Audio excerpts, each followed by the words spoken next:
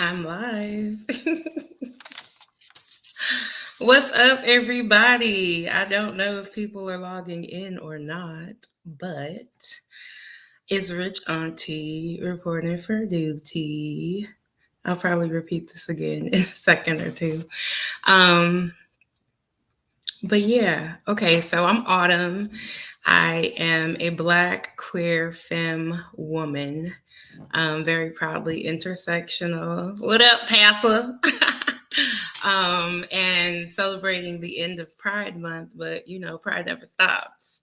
And so, shout out to the LGBTQ plus community and all lovers of people who find themselves in that community, because we know the greatest commandment is our theological framework at TFC and beyond. And it basically reminds us that we love God, we love ourselves, we love others. We show our love for God in the way that we love others, and we cannot love others if we don't love ourselves. So, as we approach the end of the month, we have a new beginning. We're starting July, and at TFC, we're transitioning to July as a month of rest. So, I wanted to talk about rest today. Actually, I wanted to talk about radical rest. And I'm going to start with a little story. So, I moved from Maryland. I lived in Maryland for 5 years. My grandmother passed away in 2015, and I had this dream. And I don't know if it was like a vision of her speaking to me. Ancestors do speak, right? So I don't know if it was that or if it was a flashback. But in that moment, my grandmother spoke to me and was chastising me in only the way that Barbara Eggleston could. And she was basically telling me, like, you and your mama, girl, you just gonna work the church to death. You gonna let the church be everything. And she was like, you have so much more gifts than just being, a pastor or a worship leader or a servant of the Most High God in the local congregation. And she was like, you are gifted to teach. And she reminded me of some things that I had said that I would do. And one of those things was get my doctorate. So I quickly prayed about it. I was a deeply prayer warrior intercessor at that time of my life. Have my little fasting and praying, and I got clarity, spiritual clarity. And I was like, well, I'm gonna just apply, because, the first step of faith is just your work matching that faith. So I'm like, let me try and put some feelers out. I applied for hundreds of jobs for weeks. No hits, and I'm a highly qualified bomb ass educator, you know what I'm saying? So I was just very frustrated. And I knew that well, maybe, but I feel like as people, especially people who are spiritually, we know the verse is all things work together, and we know we're supposed to have this plan for our life. We think we know.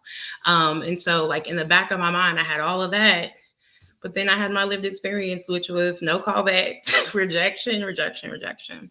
And I remember I just gave up, not giving up like, oh, F this, but just like, you know what?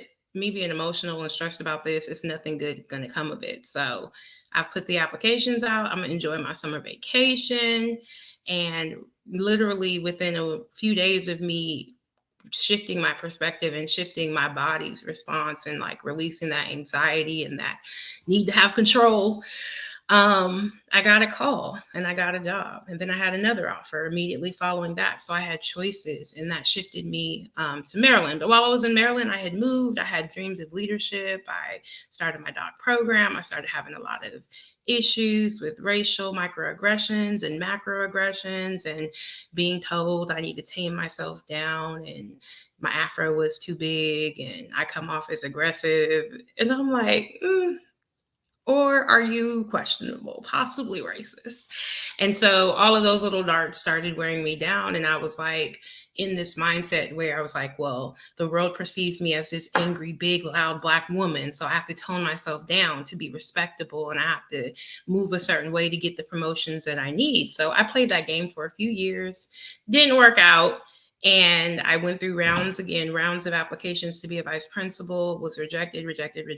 After a year of slaving, literally, at my school, doing extra projects, extra free labor, no compensation, just a possible recommendation for this admin job.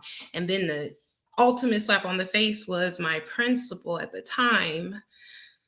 Bless him, Lord, because I was about to cuss on God's internet. My principal at the time, he could have selected me to be like an admin intern since I didn't get selected for the vice principal job. And he picked somebody else. There were like six highly qualified Black female teachers who had applied from within his school. He didn't promote us. He picked somebody else. And I was vindicated later because that man ended up not being worth anything and left that job swiftly. But I lost a piece of my community in that school. And so at the end of that season of rejection, by end of that school year, again, just this is going to make sense in a minute, the time frame, but I got to the summer vacation and I got to the end of my anxiety and depression and stress and just feeling extremely dysregulated in my physical body, which was then in turn affecting my mental health, my physical health, the way that I reacted towards others. Like I was definitely not 100% loving towards my neighbor. But again, how can you be when you don't love yourself? So after all of that and the tears, I was like, you know what? Let me just fall back. There's a plan for my life. God, the divine, whoever you are outside of me that is in control of everything, like I'm learning what my locus of control is, and I don't want to have anxiety to the extent that I control it. Now, are there times when I can't? No. Do I hold space for myself? Grace. But there are things that I can actively do to contribute to my de-escalation or escalation. So I was like, fuck it. I'm going to have a good summer vacation. I went to Florida with one of my friends at the time. I came to Atlanta. We drove through Atlanta, got some peaches through Georgia.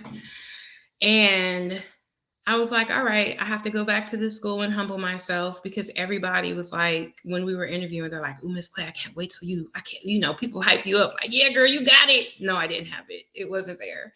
The person in charge had a different plan. But I have found this like extreme degree of peace and rest in that summer break and gave it all up and was like, you know what? I love my job. I love kids. As long as I'm doing those two things, I'm good. And then I got a call that I was requested by the deputy superintendent at that time to be placed at a specific school as the admin intern. And that was a school where I fell in love with my Black ass woman principal. And I was allowed to be my full self. The kids loved me and I saw a lot of growth and just family growth and healing. And it really reminded me why I'm a teacher, why I'm an educator, why I'm in schools, and why it is so important for me to prioritize radical rest as my resistance and, as my lifestyle, because it helps me be able to live the greatest commandment. So I took a few notes. I wanted to tell that story for us so you would have some context. But summer is usually the time when I like rest, but I've tried to make everyday summer vacation. I try to find a way to break away from the loudness that is this ghetto earth. Okay. I don't know where you are, but if you're in America like me, I don't know if it's Hunger Games. I don't know if it's Squid Games. I don't know if it's Purge. I don't know what is going on, but the middle school teacher who taught dystopian novels in me is alarmed and fear is constant. And so I've had to work through that. This summer, I have found working through that in rest. And one of the resources that I use, because this is not my idea, this is an age-old idea that different people have expressed in different ways for their generation. So I love Nap Ministry, which she's on Instagram and has a website, but they call her the Nap Bishop. Her name is Trisha Hersey, and she talks about how rest is a form of resistance because it disrupts and pushes back against capitalism and white supremacy. So it's deeply rooted in like Black liberation theology, womanist theology, and Afrofuturism, which is like, yes, everything I need in my life right now. Deconstructing and decolonizing, you got to fill those gaps with, knowledge that you intuitively know and that has been proven through faith and ancestors and all of that stuff. But I'm finding that in my rest, I'm constantly, now that I've kind of established it as a practice and trying to do it on a daily basis, it's like I realize how my mind is constantly running, right? Constantly. And it's sometimes very difficult to shut it down. But I recognize that as what Trisha calls the effects of generational exhaustion and racial trauma. Okay. And I'm not a person that is just like super Pan-African, although I can present that way at times. But this is a message for marginalized communities. I'm speaking from a Black liberated experience, but any marginalized identity can probably relate to the fact that there is generational exhaustion and racial trauma in your lineage. And there's a lot of resources now that are talking about how that trauma, that epigenetic trauma, comes across in our lives. And one of the things that I was reading about was Black women health, mortality rates, how our mortality rates are really not good. And it's a lot to do with the structures of generational exhaustion, racial trauma, white supremacy, and capitalism. So it is our responsibility to show ourselves love by resting. So there's 3 points I want to give you real quick. I don't even know where my time is. Okay, I'm gonna stay on time.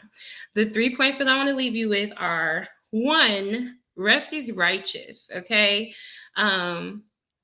I'm not a Bible scholar. I grew up Baptist, so Bible was God, but I still do find encouragement, even as I critique and evolve in some of my understanding of scriptures.